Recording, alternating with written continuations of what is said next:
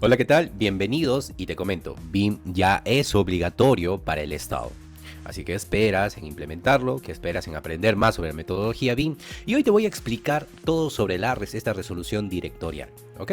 Así que ya sabes, BIM es una obligación ya para el Estado, es un proceso que va a ir poco a poco entrando en el Estado de forma progresiva.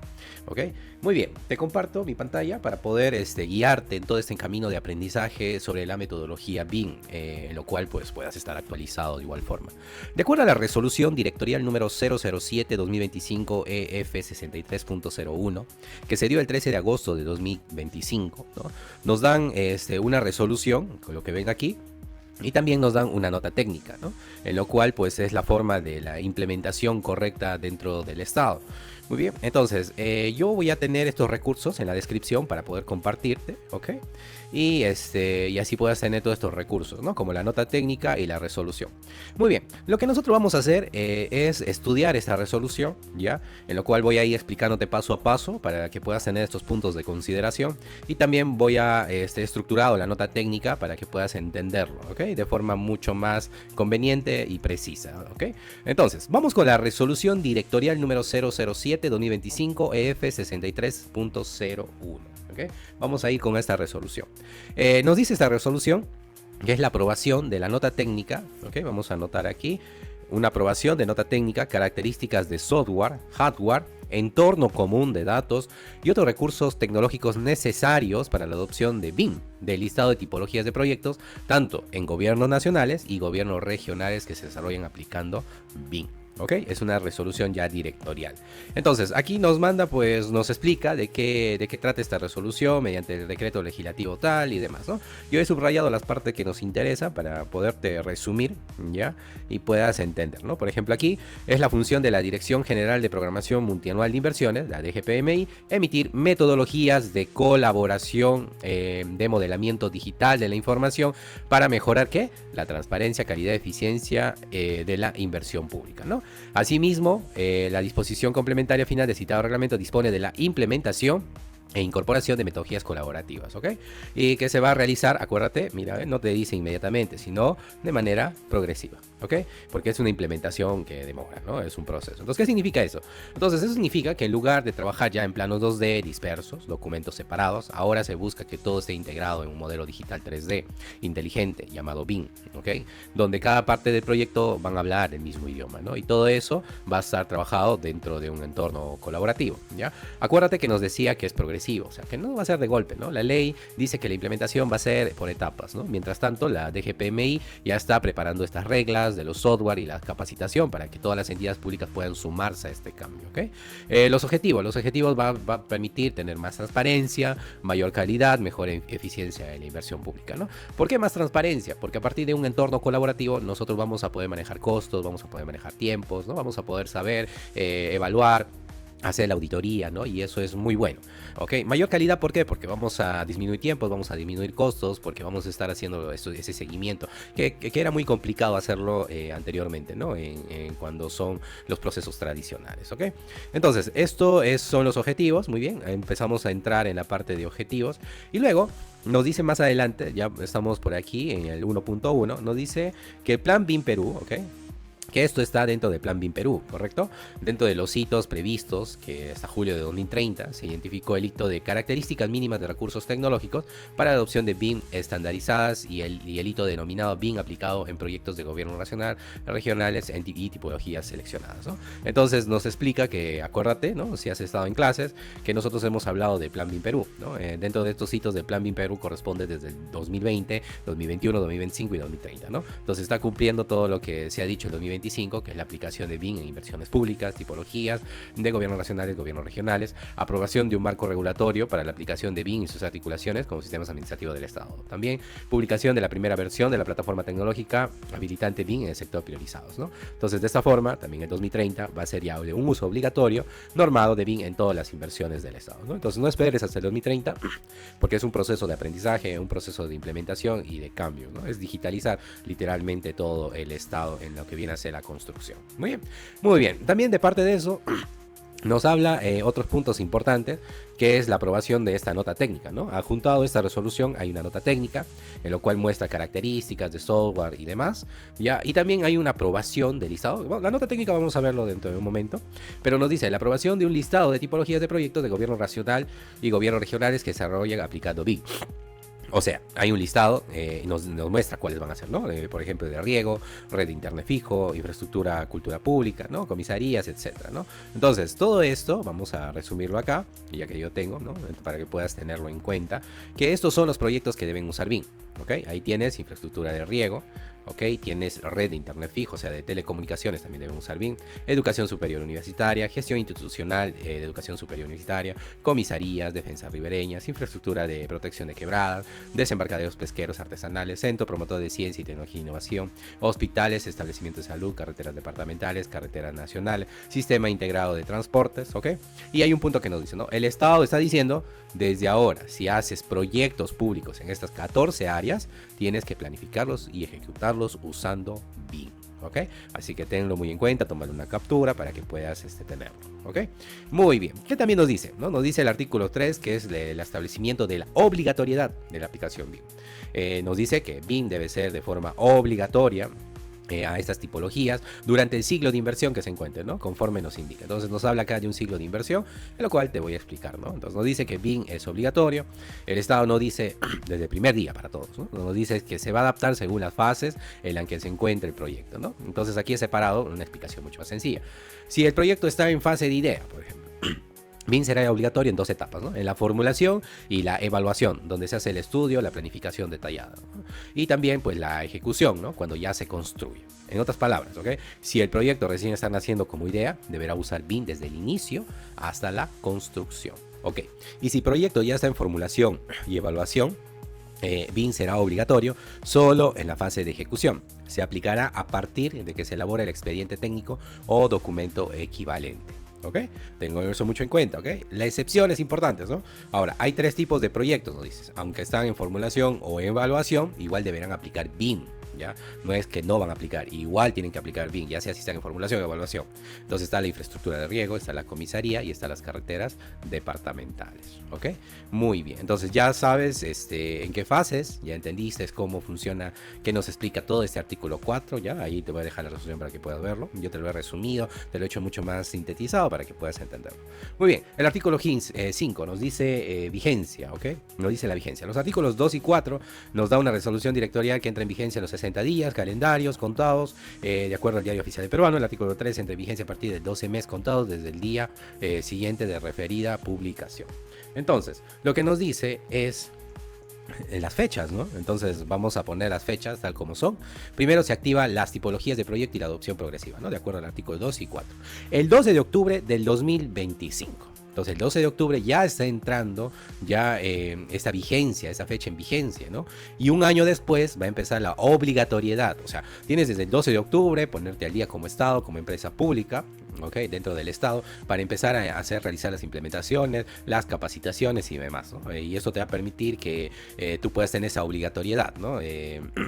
Con fecha de 12 de octubre de 2025. Y un año después empieza ya la disposición sí o sí, ¿no? En lo cual ya es de forma obligada en todo el ciclo de inversión, que va a ser el 13 de agosto del 2026, ¿no? Entonces ya está calculado las fechas, ahí lo tienes, para que puedas tenerlo de forma correcta, ¿ok? Entonces, ¿qué debes hacer? Ya nos habla también la implementación, ¿no? Nos habla de qué debes hacer para poder implementar. Ya, acuérdate que yo en clases te hablé de 7 pasos para implementar la metodología BIM. Una es la fase de recopilación. Dentro de la fase vamos a encontrar muchas fases de esta recopilación de la implementación. Vamos a encontrar las fases de proceso, que es la documentación de nuestros procesos, nuestros recursos técnicos, nuestros recursos humanos, nuestros organigramas, documentos, la interoperabilidad. Entonces todo esto es parte de la implementación. Entonces todas las entidades públicas y empresas del ámbito del SNP-MGI deben seguir un plan previo de adopción definido, ¿no? De acuerdo a los lineamientos para la adopción progresiva de BIM durante la fase del ciclo de inversión, ¿no? Entonces, ¿qué debes hacer? Primero nos dice planificación. Así que aquí se va a definir el alcance, cómo se va a usar BIM en el proyecto, se debe elaborar y aprobar un plan de implementación BIM, o sea, ya como entidad tú tienes que ya empezar a tener tu plan de implementación que sea alineado con lo que exige el artículo 3 sobre la obligatoriedad. Otro punto es implementar, o sea, tienes la etapa de implementación, ese plan que debe incluir adecuaciones internas en las instituciones para que puedan manejar los procesos BIM, ¿no? Como hablamos de procesos, acuérdate, contar con la capacidad de gestión necesaria, planificar cómo se usa BIM en todos los proyectos que se hagan cada año, todo esto debe alineado, ¿no?, con el alcance y la obligatoriedad señalado en el artículo anterior, ¿no?, que es la parte de implementación. ¿Te acuerdas? Nosotros enseñamos estas fases de implementación, que viene a ser la planificación, implementar y ahora la ejecución, ¿no? La ejecución ya es de inversión, cuando se empieza ya un proyecto, hay que seleccionarlo y aplicar el proceso de gestión de la información BIM.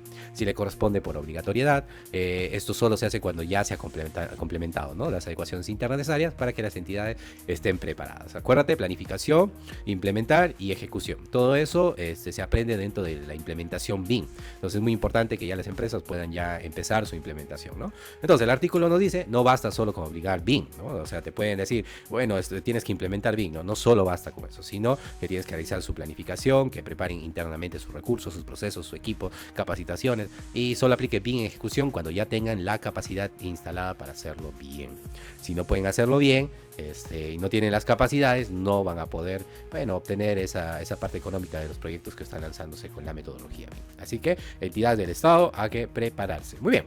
Entonces, ya entendemos la norma técnica, ya entendemos muy bien la resolución directorial, ya sabemos qué significa, sus objetivos, ¿no?, de dónde viene, de dónde procede, las tipologías de proyectos, por qué es obligatorio, en qué parte o fases va a ser obligatorio, cuándo entra en vigencia y qué debes hacer, ¿no?, implementar de forma correcta para poder empezar a trabajar con la metodología BIM. Muy bien, y abrimos esto con lo adjunto, ¿no? Adjuntado a esto está la nota técnica, ¿no?, que nos dice en la nota técnica características de software, hardware, entorno común de datos y otros recursos tecnológicos necesarios para la adopción de BIM. Entonces aquí está, puedes descargarlo, ¿no?, desde la misma página donde está la resolución ya dentro del Ministerio de Economía y Finanzas. Muy bien, entonces vamos a dividir la nota técnica porque aquí yo te lo he resumido, te lo he dejado listo, ¿no?, para que tú puedas inmediatamente entender de forma mucho más flexible, ¿ok? Y darte el camino correcto para que tú puedas entender la metodología BIM. Muy bien, vamos a hablar de dos tipos, ¿no?, hardware y software. Vamos a dividir entre hardware y software BIM, ¿ok? Vamos primero a ir a hardware, porque dentro de la nota técnica nos habla de hardware, qué requisitos son mínimos que tienes que empezar a tener estas computadoras para que puedas trabajar, ¿no?, dentro de las entidades, ¿no? Nos dice que el procesador, memoria RAM, tarjeta gráfica, disco duro, nos habla de monitor y la red de ancho de banda, ¿no? ¿Para quiénes? Para el coordinador, el modelador, el supervisor BIM, todos los que van a conformar el equipo BIM dentro de la implementación. Por ejemplo, en la parte del CPU, el procesador, requisitos mínimos, nos da ciertos puntos, ¿no? Por ejemplo, el líder BIM va a usar cierta velocidad en hertz de procesador, ciertos núcleos, ¿no? Hay una variante, ¿no?, con lo que viene a ser el coordinador y el modelador, ¿no? Lo cual pues el coordinador y el modelador van a tener una computadora mucho más potente, ¿no? ¿Por qué? Porque ellos van a empezar a hacer las interferencias, el modelado durante el diseño, ¿no? El diseño conlleva, o el 3D también, ¿no?, conlleva a usar bastantes recursos dentro del computador. Entonces esta parte de la fase de diseño, ¿ya? Es muy importante que el coordinador lo tenga y el modelador también, ¿no? Entonces están dando ciertas prioridades a esto, pero yo creo que también deberían dar prioridad a los otros, ¿no?, en mi opinión, porque BIM no solo se ve en la parte de diseño, ¿no?, se ve en todas las fases en todo el ciclo de vida de un proyecto, ¿no?, desde la fase inicial hasta la fase final. Muy bien, entonces, ¿qué más? Nos dice en la memoria RAM, ¿no? En la memoria RAM nos habla de DDR3, DDR4, DDR5, ¿no? Estas memorias, lo correcto es elegir pues una DDR5 porque son mucho más actualizados, son más potentes, ¿no? Intermedio sería esto, ¿no? Y no es recomendable ya usar las DDR3, ¿no? Ya para mí yo ya descartaría porque ya es una generación muy atrasada, ¿no? Pero ingeniero, yo tengo mi computadora DDR3, puedes usarlo, ¿no? No hay ningún inconveniente, ¿ya? También nos muestra y dan prioridades al coordinador y modelador BIM en lo que viene a ser pues la capacidad de memoria, ¿no? Ahora, ten en cuenta que cuando tú usas una DDR5, pues puedes elevar tu memoria RAM hasta 64 GB, ¿no? Los 64 GB, ¿no? No solo 32. Así que porque ya son memorias actualizadas. Muy bien, luego nos habla sobre la tarjeta gráfica, ¿no? Nos habla la tarjeta gráfica de cuánto, guíate más que todo no de las memorias, del VRAM, no te guíes de la VRAM, porque la VRAM no define la velocidad, no define el renderizado, ¿ya? Lo que va a definir son la frecuencia de núcleo, y me alegro mucho que hayan definido muy bien, de forma técnica, los megahertz, ¿ya? Así que la tarjeta de video pueden elegir entre estas, ¿no? Equivale esa tarjeta de video más o menos en dólares, equivaldrá a unos $200 aproximadamente el costo de una tarjeta, ¿no? De $200 para arriba, ¿ya? Entonces esa es la tarjeta de video que se tiene que adquirir, ¿no? Aproximado, ¿ya? Ya es una libre elección. Ya, yo si en caso eres alumno y quieres o eres independiente, ¿no? Entonces yo te recomiendo, guíate por los precios, busca en las páginas donde venden computadoras, ¿no? En un lugar pues donde tengan su página web, ¿no? Y de esa forma puedes ver los precios, ¿no? De acuerdo a los precios, guíate. De $200 para arriba son buenas, ¿ya? Es una manera, ¿no? De lo cual puedan tener en cuenta. Pero no pregunte, porque si ustedes preguntan directamente el precio, obvio que me van a decir, sí, esa es buena, ¿no? Guíense, ¿de acuerdo? Porque ya mayormente las empresas que venden computadoras tienen ahí sus precios con sus productos ya establecidos. Muy bien, tenemos el disco duro. Muy bien, hay dos tipos de disco duro que nos hacen una comparación, el SSD y el HDD. Ya, yo les recomiendo, eso sí es muy importante, ¿ya? Yo sí les recomiendo que usen SSD, ya no usen HDD. Yo no recomiendo usar estos discos porque son lentos, ya se averían al pasar del tiempo. En cambio los SSD son muy robustos y son muy rápidos, vas a sentir la velocidad, ¿no? Que quizás no sientes en el procesador, no lo puedes sentir con la memoria, no, con la tarjeta gráfica. Entonces poner un SSD te va a ayudar muchísimo a que tú puedas tener, ¿no? Mayor potencia, ya mayor velocidad. Entonces esto más bien los HDD generan cuello de botella, ya no es recomendable, cuello de botella todo el sistema, no es recomendable. Muy bien.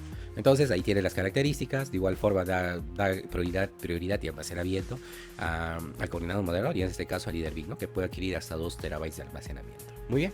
Monitor. Es recomendable trabajar en 2 monitores o 3 monitores, ¿ya? Nos piden como requisito mínimo 2 monitores dentro del estado, en lo cual pues nos va a servir para empezar a separar tareas, ¿no? Porque es muy complicado cambiar si tú trabajas con un monitor, ¿no?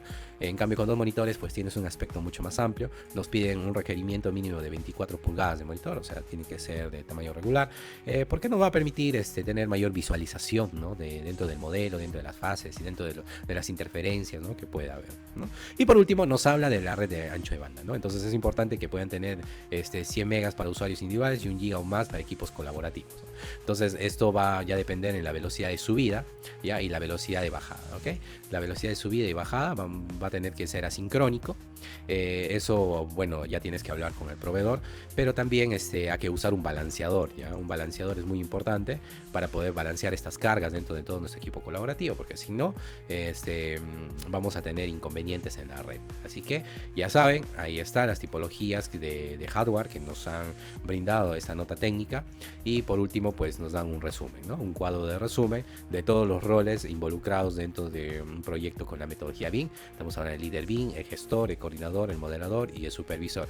Todos ellos van a tener la memoria, la cantidad de procesador que puede tener dentro de tanto la tarjeta gráfica con el mismo procesamiento, ¿no? Y los discos de almacenamiento. Entonces, ¿ok? Ahí tienes la resolución, ya muy bien resumida, lo que viene a ser hardware, ¿ok? Entonces, vamos a hablar de los software, ¿ya? De los software BIM. Acá viene ya la parte mucho más interesante, porque es... te voy a dar el camino correcto, ¿ya? De poder implementarlo de forma correcta la metodología BIM, ¿ya? Primero, nos dicen que los software son recursos pues, que facilitan la gestión, que son las herramientas que vamos a usar dentro del proceso de inversión. Tienes dos opciones, ¿ok? Tienes la opción de usar software libre, ¿ya? Y software propietario. ¿Okay? La ventaja es que el software libre tú puedes modificar, no pagas licencias, no es cero costo, ¿no? Cero costo, ¿no? Y obvio que pues el Estado no va a pagarte los software, no te va a pagar, no te dice tal software vas a usar, etcétera. Ya es de libre albedrío, pero ya hay software en el mercado que ya pues podemos usarlo, ¿no? Hay ventajas competitivas en eso, sí, en comparación a los software libres, pero en cierto punto, ¿no? Hay en otros puntos que no lo son, así que hay que aprovechar esos vacíos, ¿ya? Entonces tenemos esas dos posibilidades de usar software propietario y software libre, ¿ok? Yo recomiendo, ya para lo que viene a ser el entorno, y siempre voy a recomendar el uso de software libre, ¿no? Porque El software libre nos permite usar el programa sin restricciones, inspeccionar cómo funciona, acceder al código fuente, podemos modificarlo, hacer copias, distribuirlas, modificar el programa, compartir tanto la versión original como las modificadas. Además que la ley 2862 hay una ley de administración pública, tanto de ministerios, municipalidades y organismos estatales que favorecen el uso de software libre, ¿no? Porque ellos no quieren pagar una licencia, ¿no? Pagar una licencia de software equivale a que van a estar enmarcados de por vida, ¿no? De estos pagos de licencia. Y es muy complicado tener estos software y estar pagando licencias, ¿no? Incluso pueden ir a cualquier administración pública y difícilmente van a encontrar software con licencia perpetua, ¿no? Mayormente van a encontrar licencias open source, ¿no? En la administración conjunta. Entonces es muy recomendable usar esto, te asegura la transparencia, la interoperabilidad, ¿ok? Y además que la ley obliga al Estado a evaluar primero el software libre, o sea, que ustedes tienen que evaluar primero el software libre antes de adquirir un software propietario, ¿ok? Entonces hay una ventaja competitiva. Muy bien. Entonces vamos a dividir en 3 puntos. Primero la captura de datos, ¿ok? Vamos a dividir en el procesamiento de datos y el análisis de datos, ¿ok? Entonces en la captura de datos pues nos dicen que primero es un paso esencial en la digitalización de una inversión. Implica la recopilación y generación de información precisa sobre el entorno físico. ¿Ok? Y también tenemos el procesamiento de datos, ¿no? Que una vez capturados todos estos datos es necesario procesarlos, convertirlos en información utilizable, y esto implica la creación y gestión de los contenedores, ¿no? Un contenedor puede ser un archivo RBT, un archivo DWG, ¿no? Entonces un contenedor IFC, que es lo correcto cuando usas la metodología BIM, y la metodología BIM, y esto implica la creación y gestión de los contenedores de información para el desarrollo de modelos de información, ¿no? Entonces nos da una guía, aquí está, por ejemplo en la captura de datos nos dicen dentro de la administración de nube de puntos, un software especializado, visualizar, obtener medidas, generar 2D, 3D, compartir información a partir de la nube, puntos procesados y mismo considerar los distintos plugins que pueden ser actualizados en un software de modelado que facilitan el proceso de trabajo, ¿no? Ahí tenemos el modelado de información, que es un software especializado. No nos dice qué software usar. Tengas en cuenta, y sus elementos puedes aplicar para el modelado de información de todas las especialidades y combine de ellas, ¿no? Otro es la representación virtual, ¿no? Que ya viene a ser parte de una vez capturados estos datos, que es el software especializado para generar una representación de una inversión a través de imágenes fotorrealistas, edición de imagen, recorridos virtuales, ¿no? Y la integración de BIM con sistemas de información geográfica, que son software especializados de la integración de sistemas de información geográfica con el modelo de información para realizar análisis de tráfico, redes demográficos, entre otros. Y gestión de activos, que es el software especializado en gestionar la información, crear programas de mantenimiento preventivo. Acuérdate eso, mira, esta parte de la gestión de activos nos habla sobre el ciclo de vida, el ciclo de la inversión, ya acuérdate de eso, que vamos a ir viendo. Y de igual forma la captura de datos, que va a ser la planificación, que son software especializado mediante el vínculo entre elementos BIM, la captura de datos, que también son software especializado en gestionar y ejecutar mediante vínculos, y también el análisis de datos, que nos habla sobre el software especializado en automatizar y demás, ¿no? Y así vamos a tener la comunicación y la colaboración, ¿ya? Pero vamos a ver ahora 2 puntos importantes, ¿ya? El procesamiento de datos y la captura de datos. Estos dos nos habla sobre estos puntos, ¿ya? Nos dice que el procesamiento de datos, por ejemplo, el modelado de la información, que puede ser arquitectónica, estructural, MEP, modelado de infraestructura, parametrizaciones, modelados a partir de la nube, fotorrealismo, video, realidad virtual, realidad aumentada, realidad mixta, luego procesamiento de datos como aplicación de escritorio, plataforma web, extracción en cantidad, medición, estimación de costos, medición, seguimiento, simulación de secuencias constructivas. Todo esto ya puedes trabajarlo en 2 tipos de software, ¿ya? Tanto puede ser en software de propiedad o software libre, ¿ya? Eso es una decisión ya de cada uno. Ya, obvio que el mercado lo tiene aquí algunos software que son de Autodesk, ¿ok? Como es estos de aquí, ya, de igual forma. Y puedes usar software libre también, ya. Si en caso estás empezando con la metodología BIM, usa los software comerciales. No te compliques todavía con los software libres, ya, porque a veces son un poco complicados, porque hay que meter mano, un poco de programación, hay que tener a alguien especializado en esto para que pueda darte el soporte, ya, ¿ok? Entonces aprende con las marcas comerciales, para que ya de ahí puedas saltar, ¿no? Y saltando poco a poco, porque es un aprendizaje que se va a dar continuamente, ¿ok? Ok. Entonces, hablábamos de la captura de datos y el procesamiento de datos. Si te das cuenta, es esta parte, ¿ok? Y a esto quiero llegar, que es esta parte, ¿ya? Y toda esta parte de acá, que es lo más importante, ¿ya? Que viene a ser el análisis, parte del procesamiento de datos y la colaboración y comunicación. Tú necesitas todo esto, ¿ya? Todo esto, voy a seleccionar todo esto. Lo necesitas en un solo lugar, ¿ok? Voy a seleccionar bien. Parte del procesamiento de datos, el análisis de datos y la colaboración y comunicación lo vas a tener hacer dentro de un entorno común de datos, dentro de un entorno colaborativo llamado un CDE. ¿ok? Este entorno es muy importante, ¿ok? De igual forma, lo recomendable, aquí sí hay un software libre, en lo cual ya te voy a mostrar más adelante de cómo usarlo de forma correcta, en lo cual te va a permitir abarcar todo esto, lo que nos exige la nota técnica, ¿no? La captura de datos, el análisis de datos, la comunicación, la colaboración, la verificación. Entonces ahí vamos a hablar del análisis estructural, la coordinación, visores de formatos, trabajo colaborativo, coordinación en obra, coordinación de operación y mantenimiento, detección de interferencias, ¿ok? Todo esto y los análisis, por ejemplo, estructural, MEP, operación, mantenimiento, sostenibilidad, diseño creativo, lo vamos a hacer dentro de un entorno común de datos, un CDE, de forma colaborativa. Entonces, acuérdate de esto, necesitamos una gestión de flujo de trabajo, una gestión de datos. Y entonces, para poder gestionar de forma correcta, nosotros necesitamos un entorno colaborativo, ¿no? Entonces, un entorno colaborativo, un ejemplo es esto, donde nosotros vamos a poder tener a todos nuestros involucrados. Esta plataforma es open source, es gratuita, lo puedes instalar dentro de un servidor para que pueda funcionar. Acá vas a tener tus grupos, vas a tener los roles, ¿no?, de cada uno, vas a poder trabajar con todas las metodologías como Lean Construction, metodología BIM, Quality Management, ¿no?, entre otras. Entonces es muy recomendable tener un CDE, ¿ya? Ahora, el CDE no es por un mes. El CDE no es por 2, 3, 6 meses. Un CDE es de por vida, porque el ciclo de vida de un proyecto es de por vida, ¿no? Hay cambios, se transforma, no se destruye y termina allí, no. Entonces es recomendable usar un CDE, y que mejor un open source donde no puedas pagar, estar sujetos a licencias de pago, ¿no? Y porque eso es muy complicado mantener, ¿no? Entonces ya tienes en cuenta, ¿ok?, lo importante del CDE, porque te va a permitir la gestión de usuarios, monitoreo, gestión de datos, administración de la inversión, estructura digital y estructuras de carpetas, ¿ok? Entonces eso es lo que nos exige esa nota técnica, tener un entorno colaborativo, usar los software de modelamiento. Acuérdate, voy a dividir en dos para ya concluir.